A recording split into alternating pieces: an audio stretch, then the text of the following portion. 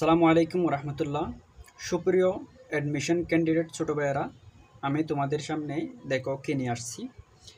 এগুলো হচ্ছে আমাদের রেইনকোট গল্পের যে বিভিন্ন শব্দ আছে এবং ওই শব্দের উৎসগুলো দেওয়া আছে। এখানে এখানে হচ্ছে মেইন শব্দগুলো এবং ওই শব্দের উৎস বিভিন্ন কোন ভাষা থেকে নেওয়া হয়েছে, এই উৎসগুলো দেওয়া আছে। আমার অভিজ্ঞতা অনুসারে বা আমি যেভাবে পড়তাম আর কি, অতটুকু অভিজ্ঞতাটা কাজে লাগিয়ে তোমাদেরকে একটু বোঝার চেষ্টা করব বা আমার অভিজ্ঞতাটা তোমাদের সাথে শেয়ার করার চেষ্টা করব। আমি এভাবে প্রত্যেকটা গল্পের কি যতগুলো শব্দ আছে বা কবিতার শব্দ আছে যেগুলো আমাদের পরীক্ষায় আসতে পারে, এগুলো সব আমি কম্বাইন করার চেষ্টা করব একটা প্লেলিস্ট আকারে। তোমরা অবশ্যই এই চ্যানেলে প্লেলিস্ট আকারে পাবে, তোমরা দেখার চেষ্টা করবা যদি তোমরা উপকৃত হও। এর আগে একটা বিষয় জেনে রাখো, এই যে এই শব্দগুলো মনে রাখার ক্ষেত্রে এই জিনিসটা দেখো। এই যে ফার্সি শব্দ যেগুলো আছে, ফার্সি শব্দের শেষে দেখবো আমরা দ থাকে, দা থাকে, দি, আপ, দর, গা, দার, না এর শব্দ থাকে। আর আরবির ক্ষেত্রে বিশেষ করে মনে রাখবা এই যে হ্রস্ব ই, দীর্ঘ ই, আ ইত্যাদি শব্দ থাকে। তোমরা যারা কি ওই যে আরবি জানো তোমরা অবশ্যই মনে রাখবা ওই যে আরবির মধ্যে কিন্তু কোনো কিছু নির্দেশ করতে, যেমন চট্টগ্রাম, তুমি যদি চট্টগ্রামে হও তাহলে তোমাকে নির্দেশ করার জন্য চট্টগ্রামী লাস্টে ইয়া যুক্ত করা হয়, তাহলে এই ইয়াটাই হচ্ছে হ্রস্ব ই। ঠিক সেরকম প্রত্যেকটা মেয়েদের নামে শেষে কী থাকে? হ থাকে। আয়েশা, ফাতেমা, তাহলে আরবির প্রতিটা নামের শেষে কী থাকতেছে? সরা থাকতেছে, হ্রস্ব ই সরা। এগুলো থাকলে কিন্তু আমরা আরবি হিসেবে মোটামুটি আইডেন্টিফাই করে ফেলতে পারি এই শব্দটা আরবি হবে। বুঝে গেছে? তারপর দেখো এই যে বাংলা শব্দ যেগুলো আছে, বাংলা শব্দ আমি যতটুকু দেখেছি বেশিরভাগ হচ্ছে একটা নেগেটিভ অর্থ দেয় বা একটা ছোট অর্থ দেয়। বুঝা গেছে? আর পর্তুগিজ শব্দে কী থাকবে? র থাকবে। বেশিরভাগ পর্তুগিজ শব্দে কী থাকে? র থাকবে।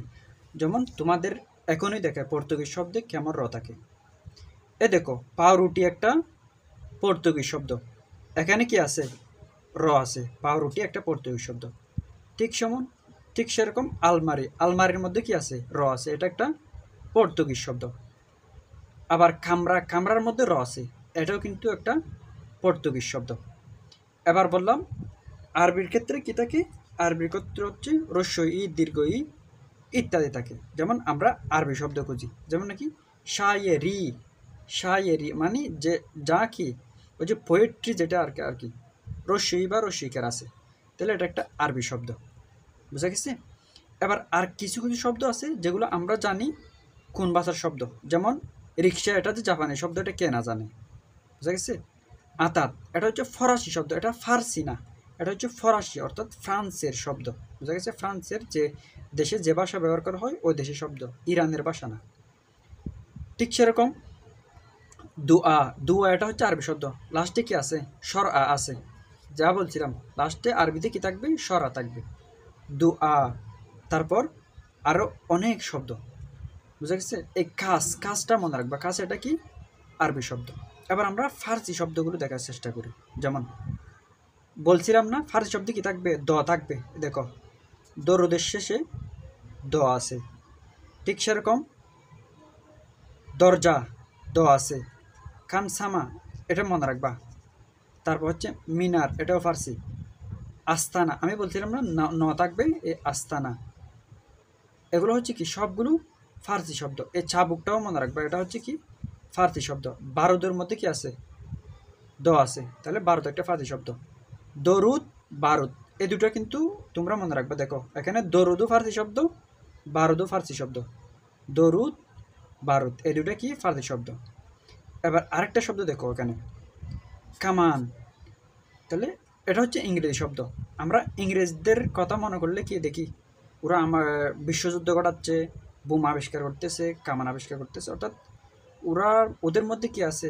ধ্বংসাত্মক একটা জিনিস আছে না? তাহলে এই কামান এটা কী শব্দ? ইংরেজি শব্দ। এদিক দিয়ে একটু তোমরা এগুলো মনে রাখার চেষ্টা করবে, যে সবসময় যে মনে থাকবে ওরকম না।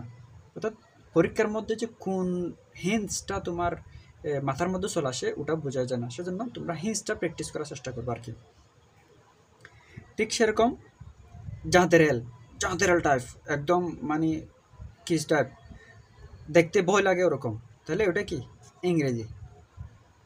এবার আরেকটা হচ্ছে সয়লাভ। আমি বলছিলাম কি আপ থাকবে, ফার্সি শব্দে আপ থাকবে, দেখো সয়লাভ, এটা হচ্ছে কি একটা ফার্সি শব্দ।